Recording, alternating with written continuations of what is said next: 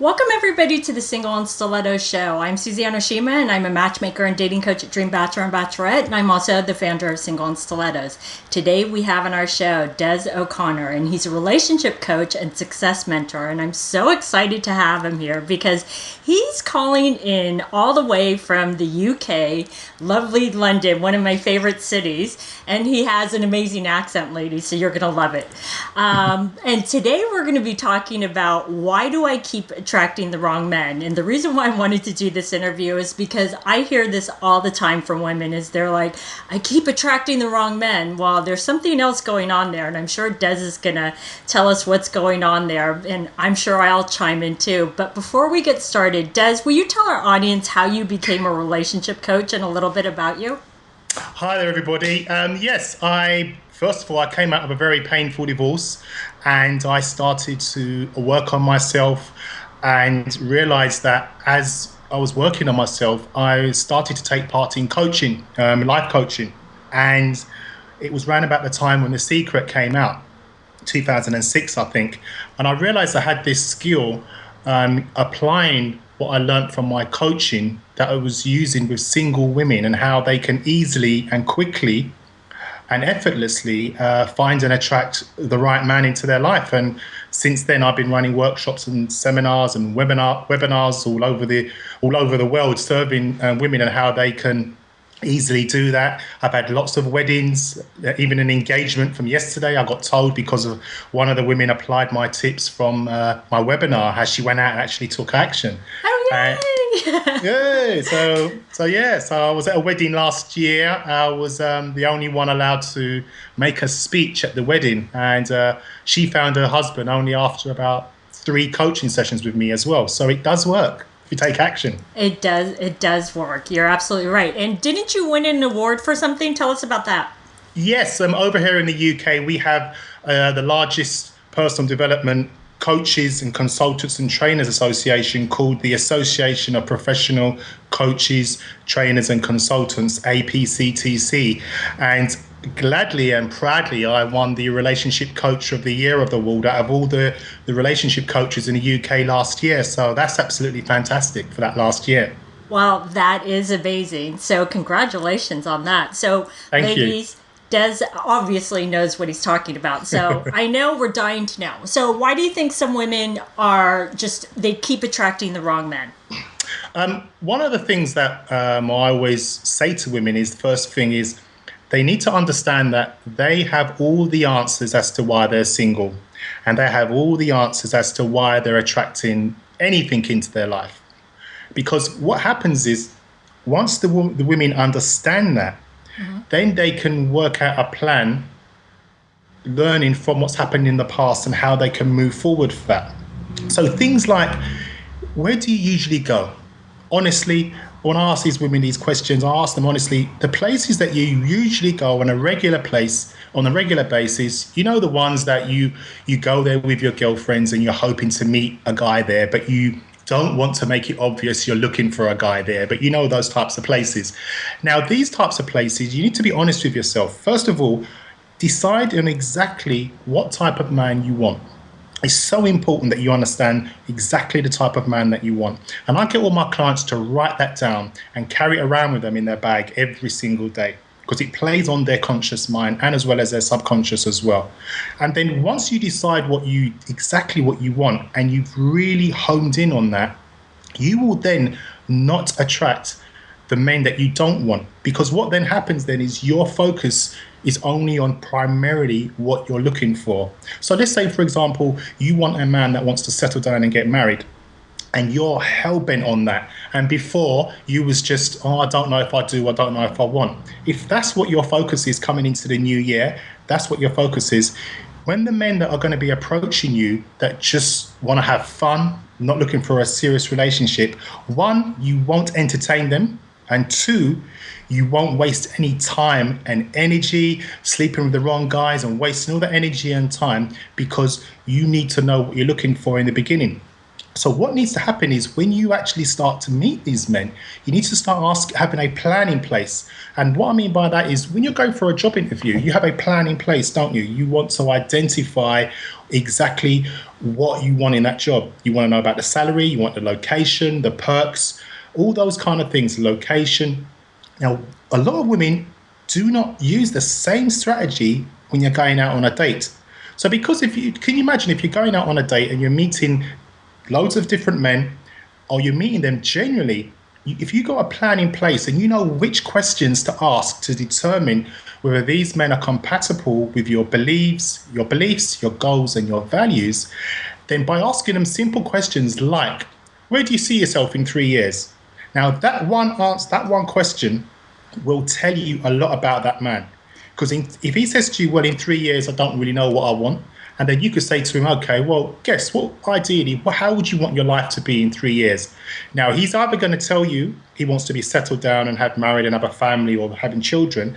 Now, if that's exactly what you're looking for, hey, you're compatible in that area. Because most men don't share that with you until you really get to know them, spending lots of time with them, sleeping with them, etc. And then at the end of those 3-4 months, you would find yourself that, oh, he didn't actually want that. But that's the way that you can establish whether he's compatible and whether, if you're the type of woman that wants to settle down and get married, for argument's sake, or have a serious relationship, by asking that question to a man, he has to answer it in a way that you can then make a conscious decision based on that answer. And from then, you can move on from that as well. Right. But when you were talking about in going out to the same places to meet men, that's not a question, though, that you're saying to ask, like, right then. You're saying, like, if you were to go out on a first date or second date, maybe asking that question, right? Because don't you think it would be a little forward to ask that question when you just meet him out? No, but if you meet him in a wine bar, for argument's sake, and the conversation starts getting a bit deeper, and we've all been there, we've met someone, we talk about exes, we talk about our family, we talk about where we want to be in the future. Right. It's the way and the correct time you ask that question. Don't ask that in the first 10 minutes. But as things are going along, what are you passionate about? What do you like to do? Do you like sports? Do you like to travel? Where you've been? And then you could say, oh, great.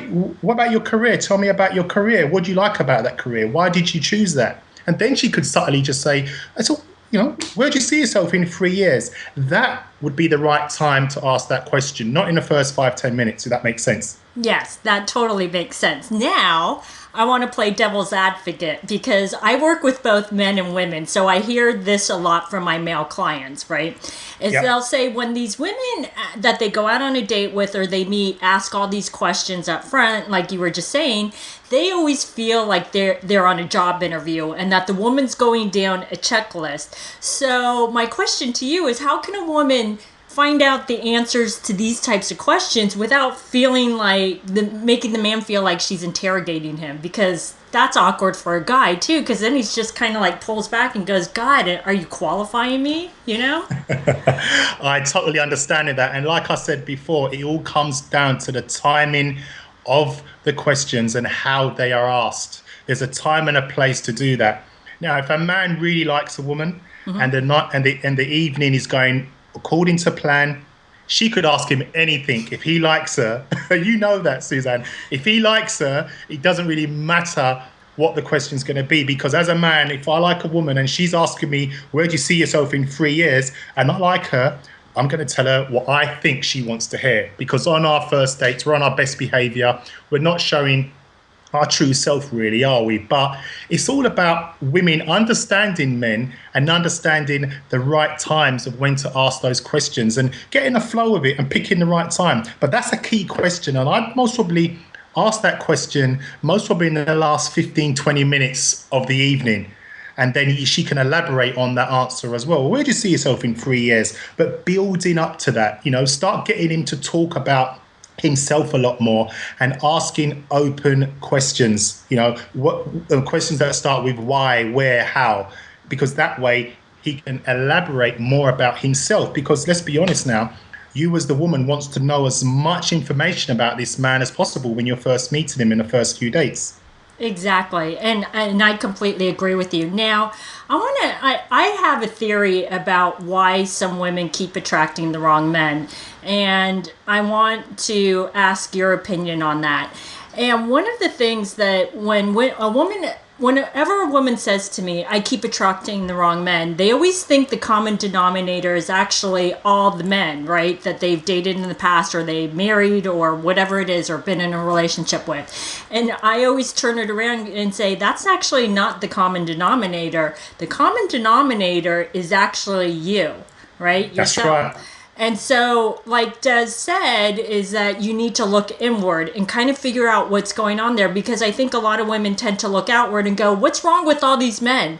No, you're just choosing the wrong men and you're attracting the wrong men. So, what I always tell my clients is you need to look at your past relationship history, and I actually say to sit down and write this down and say what were all the good things about this guy, the bad things, what went right, what went wrong. And I guarantee you will see patterns, because I do this with Definitely. all of my clients, and you will start to see, oh, there was that red flag because he was just like blah, blah, blah, and I should have walked away a lot sooner. Do you That's agree right. with all of this? I totally agree, Suzanne. And one of the questions I ask my clients is honestly, first thing, they need to be honest with themselves. And you're absolutely right about looking within themselves. But most women that do not understand looking within themselves and self-development, I mean, if you think back before we knew all this stuff, I was a nightmare to date. I didn't know about taking responsibility. I was one of the ones that was blame, blame, blame. You made me do this, you made me do that, and I hated all women, but then I still wanted women in my life. But one of the key things that you're right, the women are choosing the wrong men, and they need to take responsibility for that, but they don't know how. And they don't have a strategy of how to choose the right men. And you're absolutely right by that. And then one of the things that I say to women is, if you was to honestly ask your ex-boyfriends what they loved about you and what they hated about you, you would see a pattern. And those patterns, unless you identify and be honest with yourself, will carry on with you into your future relationships. There's always going to be a pattern. So, for example, if you're the type of woman that's always loud and aggressive and argumentative, and sometimes, always got to have the last say, I guarantee you, your previous relationships, most of the men are going to say that you had too much mouth, or you was loud and you was aggressive, and then there's a pattern, because most men do not like women that talks a lot and are very aggressive to them and very confrontational and argumentative. So if that's the case, she needs to look at, why are you like that? Where has that come from? And are you getting any help with that? Now, it doesn't mean that you don't need a coach. You may want to just get some counseling or even read a book, because we just work on relationships to relationships, going through a pattern and a routine. And sometimes we don't even know what we're doing. We're just going from relationship to relationship thinking, okay, right, he looks good, she looks good, the sex is good, we're having a wonderful time, and what will be, will be. But there's always a pattern. And even myself, we've always been there, until you really look in yourself and say, actually, you know something? I've got some stuff here I need to deal with. I've got some issues I need to work with, and once they understand that and they identify what that is, then they will start making better choices. Because the key thing here, as you said, Suzanne, is making the right choices. And most women don't even have an idea exactly what they want. Exactly. And I want to just say this because, Des, you touched upon this too, but first of all, it's not easy to look inward. It's not, because you're facing your biggest fears and what's wrong with me, or what do I need to fix? So it isn't easy. But I will tell you, I'm not perfect. Des is not perfect. I actually did this with my own past relationship history, and I saw what my patterns is. And I will tell you, being self-aware of what your patterns are makes it so much easier going forward. And Des, you did the work too. So ladies, as hard as it can be, sometimes you have to do it. And I'm telling you, it's going to help you so much more in the future in developing healthy relationships and attracting the right guy. That's right. So we're going to end on this note. So Des, please tell our audience how they can find you. They can find me at www.icanfindyouTheRightMan.com. That's icanfindyouTheRightMan.com.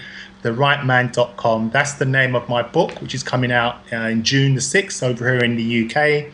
And I'm hoping to be touring the US as well in the next year as well. So www.icanfindyoutheriGhtman.com, or you can find me on Twitter and Facebook under Des O'Connor as well.